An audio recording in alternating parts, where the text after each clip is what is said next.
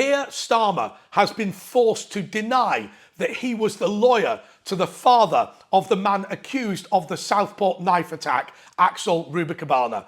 Hello everyone, this is Andre Walker. Thanks so much for watching this video. Please do subscribe, but more importantly, hit the bell notification icon. It's the best way to absolutely guarantee you get all of my videos as soon as they are released.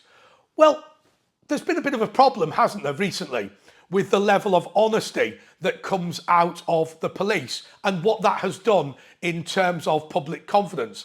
1,000 people were arrested after Southport, 300 of which were criminally charged. And in fact, one person went to prison completely ludicrously and ended up dead as a result. A lot of people say that he is a martyr to free speech. I'm not so sure he should have said what he said, but I have to say the idea of locking people up is unbelievable. The idea of letting people out of prison who've been accused and convicted of very serious crimes in order to get people who've said things on Twitter, I find utterly ludicrous. And of course, we saw the level of dishonesty with the police where they were accusing Tommy Robinson of stoking up violence when in fact he had done no such thing. He'd said that protest was legitimate, but violence was illegitimate. Now, look, before I start, I want to, in a sense, defend Kier Starmer, because it is not true that he represents the father of Axel Rubicabana in that case in 2003. But I do want to go through the case,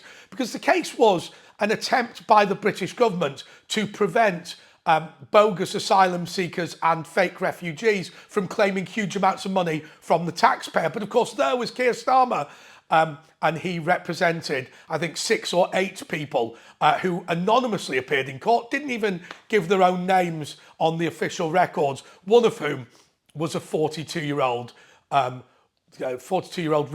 woman. And that was the only Rwandan. And of course, Axel Rubicabana's father was from Rwanda. He came here 20 years ago.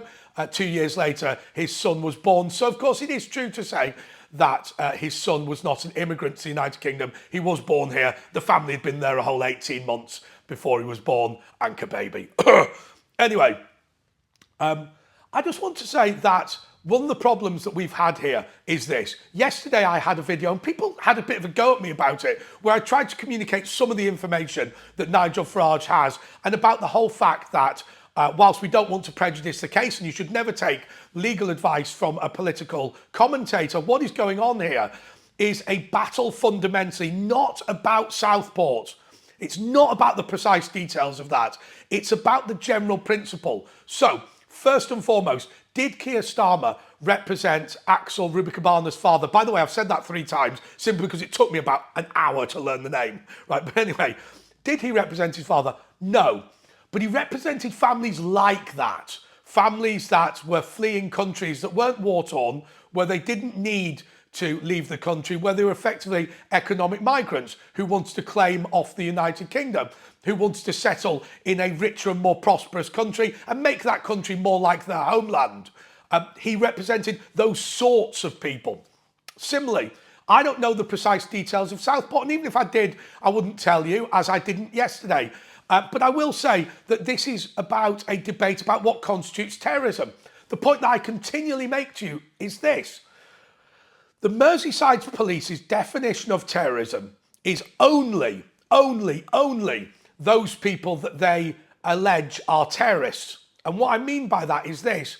Axel Rubicabana, 4 times now, Axel Rubicabana, 5, has been accused of making ricin and has been accused of having the Al-Qaeda training manual. Now, whilst that is equipment that would be helpful in the use of preparing a terrorist attack, because they don't theorise he's a terrorist, he's not been accused of that. And I made the point that that is what's risible about all of this.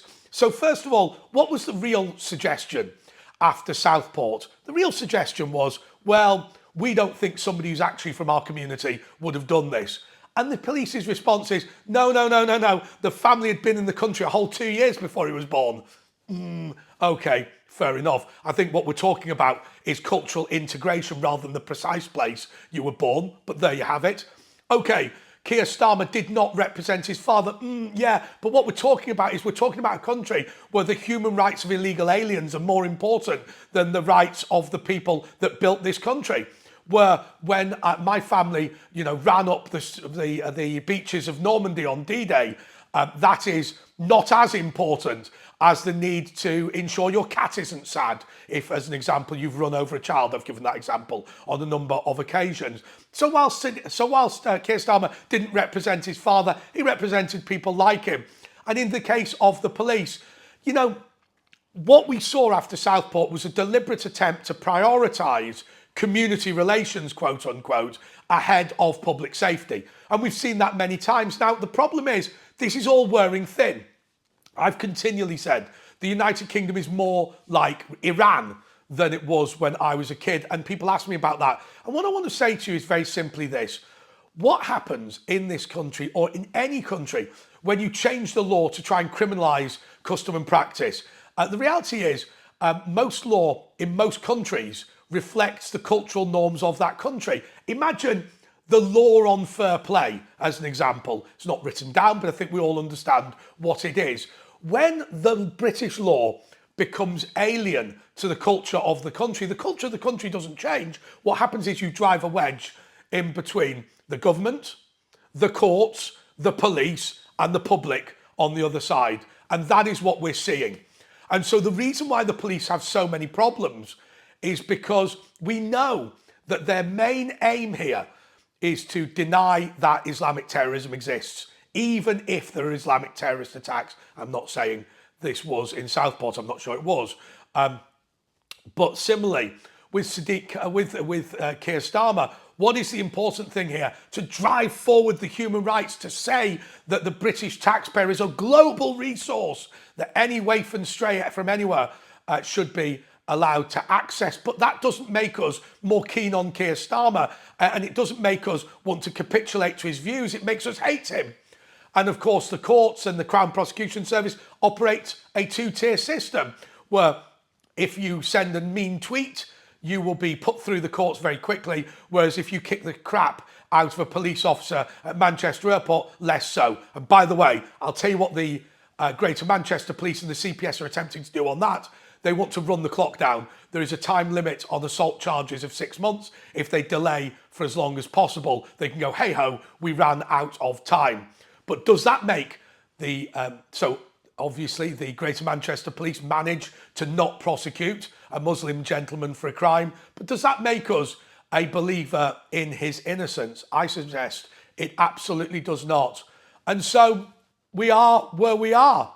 The reason why our country is changing, the reason why our society is different, the reason why our culture is being traduced and dejected and destroyed is because of cases like the case that Kier Starmer brought. Axel Rubicabarna's father was not one of the plaintiffs, but he might as well have been. And similarly, I stand firmly with Nigel Farage of the view that because we can no longer trust the statements issued by the police, we can no longer trust the statements issued by the Crown Prosecution Service, we can no longer trust the statements issued by the British government.